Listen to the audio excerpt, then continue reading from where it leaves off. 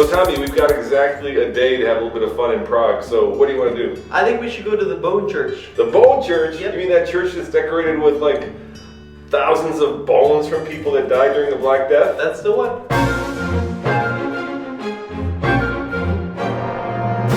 You wouldn't rather go see the Charles Bridge? Nope, I want to go see the Bone Church. There's so much, really, the Bone Church. Yep. In Kutna Hora. Yeah, let's go do it. Well, let's take the new Tiguan. Okay. Maybe we could do a little review on the way. Yeah, let's do it. All right, let's do it.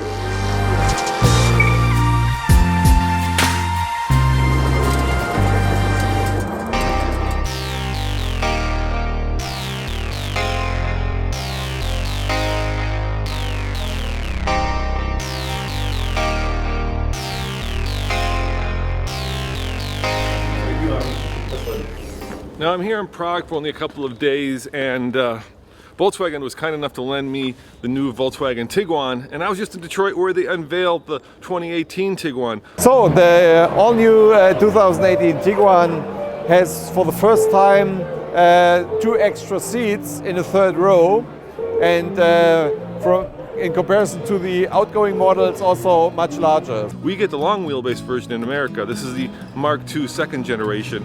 And here, I've got the short wheelbase, the 5-seater. Now, we've got the 2-liter diesel, which we will not get in America, but let's take it for a little ride and see how it does.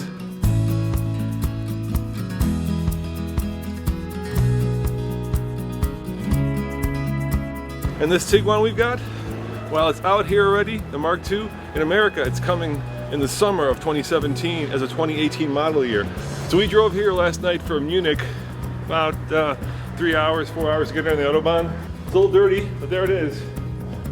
It's got Volkswagen's new design language, as you can tell. The old one was kind of, well, it was kind of too small for a lot of the buyers. This new one is definitely bigger. It's much sleeker. It's got the new family face. It also has 4Motion, and that's great because we've been hitting a lot of snow. Of course, in Europe, everybody's big on diesels, and here we have Volkswagen's 2-liter TDI. There are actually 3 variations of this diesel engine that you can get here in Europe, and we will not get any of these. We're going to get the 2-liter TSI, or the gas version of this engine.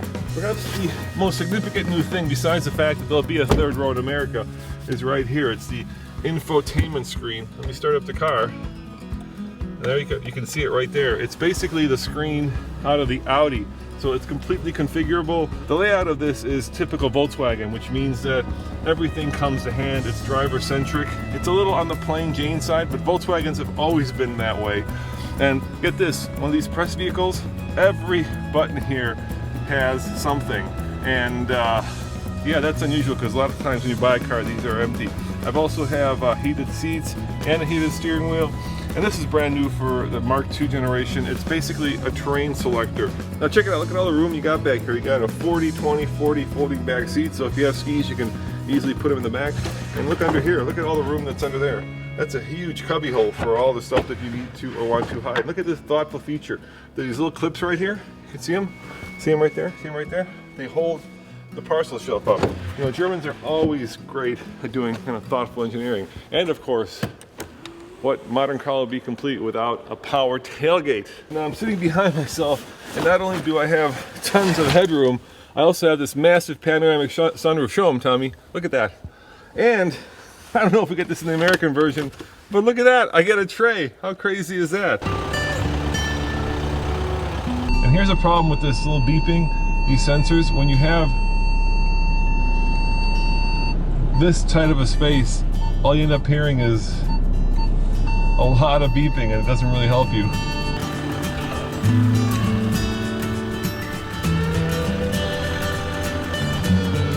So how does it drive? You know, it's really solid. It feels like it's made out of one piece of metal. Whenever a manufacturer, and you know this, has a car that's a hit, sells really well, they always do more of an evolution than a revolution, and certainly with this car, that's the case. They've made just incremental changes. So the brakes are a little tighter, the steering is a little bit more controlled, the body rigidity is a little bit better controlled as well. I like the seating position, I like the fact that I have a little bit more shoulder room. It's a little bit wider. In America, the 7-passenger version is actually 11 inches longer.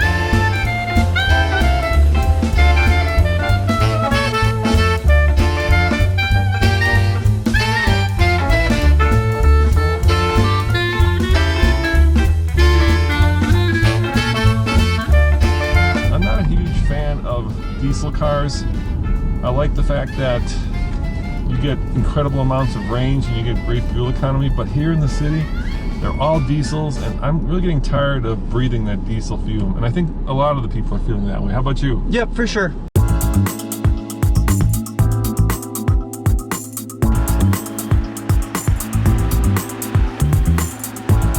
All right, one of the new features of the new Tiguan is this terrain select ability, and this has the latest version of the Haldex all-wheel drive system. So we found a little bit of a snowy covered dirt road here just to try it out.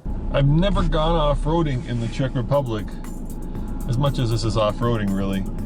It's a bit of a hill, there's snow, it's a little tricky, but I'm sure it's nothing that the Tiguan's all-wheel drive system can't handle.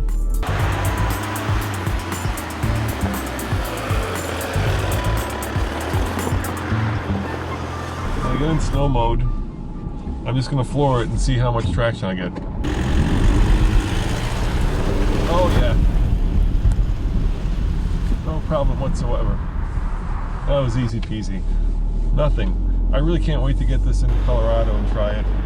See what it's like there, because this isn't really a test of the car's all-wheel drive system. This is just a fun little dirt and snowy hill.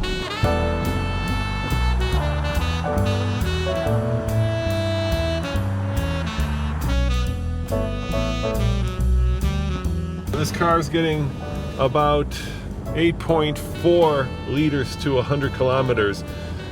And if you do the conversion, that converts to about 28 mpg, which is pretty respectable now. That's for the last 2,962 kilometers.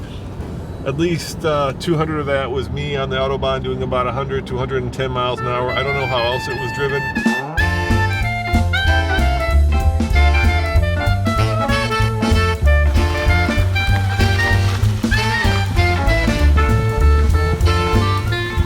So we made it to the church here in Kutná Hora. Gostinec is how you say it in Czech, bone church. And out of respect for the 40 to 70,000 people whose bones are in this church, I'm not going to say anything. I'm just going to walk in there and show it to you and not make any commentary.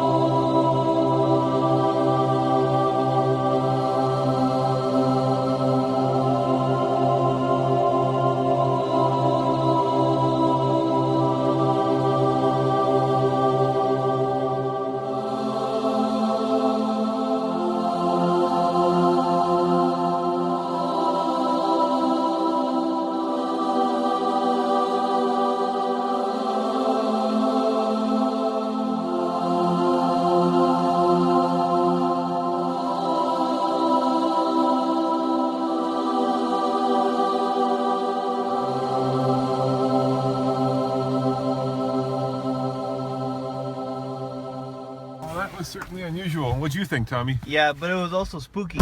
Yeah, I'll tell you, that was a little weirded out right now. Hey guys, thanks for watching, and remember, check out TFLcar.com for more news, views, and of course, European diesel Tiguan reviews. See you guys next time. Ciao. Let's start this bad boy up and head back to Prague.